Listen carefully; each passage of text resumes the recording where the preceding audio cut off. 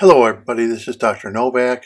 I'm going to show you how you can, in emergency, replace a diffusing element that goes in a CO2 diffuser, like this stainless steel one I have in my hand. This stainless steel one happens to be 7/8 or 875 in diameter. Uh, you can buy replacements for this on Amazon. But as you see, this one's dirty and it fits in there just perfectly.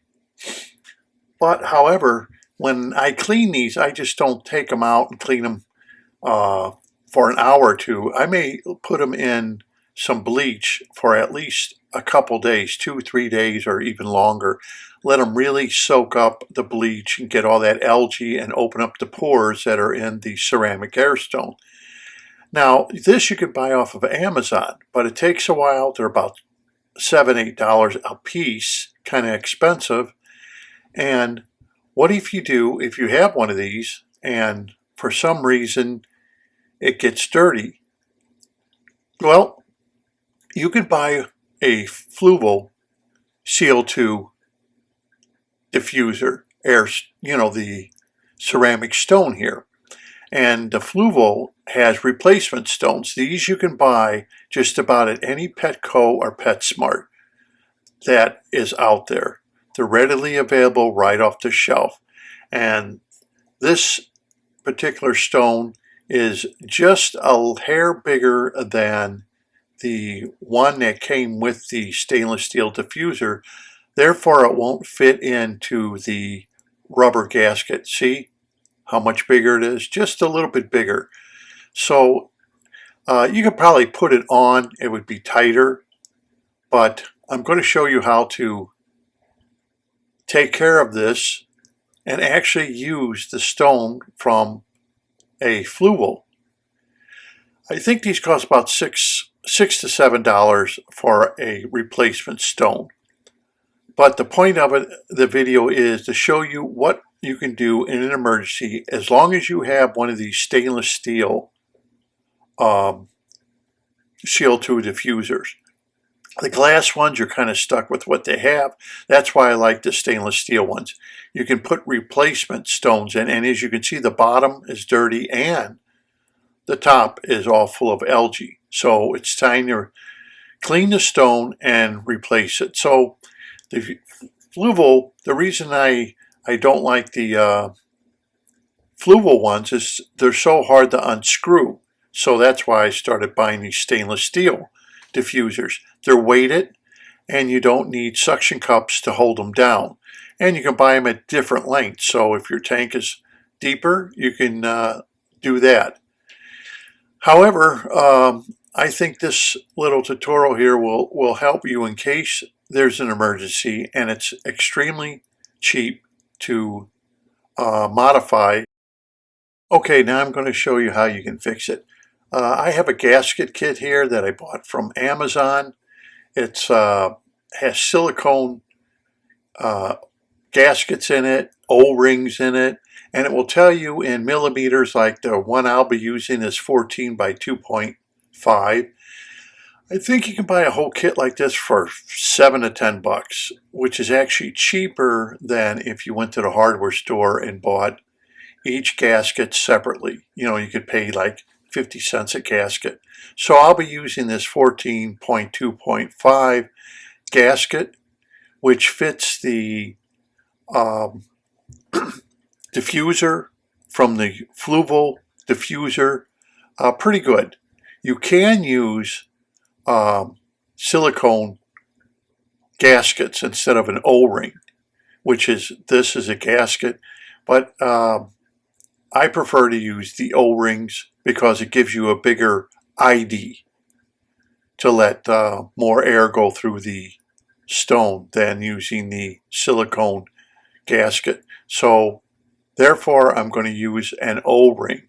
Now the O-ring, you can use one that's thicker than this one, as I have different ones in this container. But we're going to try this one out. And this is the one I seem to go with. The good thing about fixing it with one of these fluval diffuser stones is that you don't have to run out and buy the one off of Amazon in case there's an emergency. Well, they're all machined nice and flat, these stainless steel, and I like the stainless steel ones because of the fact of they're heavy, so you don't need suction cups to hold them down. You get them in different lengths depending on where you want the CO2 diffuser to be in your aquarium. You can hide them in the corner because they're so heavy. And you can replace the CO2 replacement diffusers in them quite simply. And, you know, they're easy. I think I did a whole interview on these CO2 diffusers like this that I really liked it, and some people even bought some. But this one is for a small aquarium. It is 7/8 in diameter, which is 875, or 22 millimeters for those of you who use metric. And this air stone is a little bit bigger, or this CO2 stone. And look, the old ring fits perfect. Now all you have to do is just screw it together. You don't need a O-ring on top. Now you're just hand tightening this. This is not something you're going to go out and get a wrench. And that's it. It fits nice and tight. Now, this makes sure with this O-ring, here, let me undo this and I'll show you. This guarantees with the O-ring to make sure the CO2 comes through. You notice it has a nice flat bottom to it, and then it has like a pocket in it. So that pocket's going to fill up with CO2 before it starts going through the diffuser. The O-ring is going to prevent the CO2 from escaping the stone, the ceramic stone, from the sides. That's all it's going to do. See, it fits perfect. And now if you place the stone on top of that, it's going to seal it. I mean, if you think about it, it's the same way you hook up your regulator to your CO2 tank. They use a rubber gasket, and when you connect the two together, it makes a real nice tight seal with that rubber gasket so your CO2 doesn't escape your tank. You're doing the same thing with this diffuser. It's easy to take apart, easy to put together. Like I said, that was one reason I stopped using the fluval ones, because I literally had to, when I tried to get them apart, sometimes I had to put them in a vise just to get them apart. I don't know why. They become stuck. So in an emergency, you can run to any Petco, PetSmart, pick yourself up a fluval ceramic stone. It will fit this 22 millimeter CO2 diffuser. You can buy them in 22 millimeter, or what is it, 7/8, or you can buy them, I think, in 1 inch, or maybe they're 1¼ inch in diameter, which is my bigger one for the bigger tank. Yeah, this one would be 14 by 2.5. So that's you could use maybe the 17 by 2.5, a little bit bigger, but I'm using the 14 by 2.5. And that's about it for doing it. Now, each one of these O-rings, like I said, at a hardware store, probably going to cost you 50 cents, 75 cents. Not a lot of money, but still, it came out cheaper buying the package from Amazon. Anyhow, for now this stone, like I said, I'll take this and I'll put it in bleach for a few days. Make sure the bleach penetrates, it opens up all the pores again.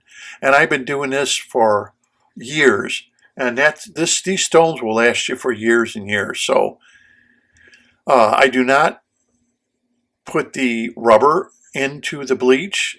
I take them apart just as you see. Same thing with the fluval. I pull the rubber off and I put this fluval ceramic stone in bleach and leave the rubber outside of the bleach, and only clean that by hand with some hot water. So anyway, that's that's about it for this video. It's short and sweet. It gives you a little hint on how to do it using one of these stainless steel diffusers. Anyhow, thank you for watching.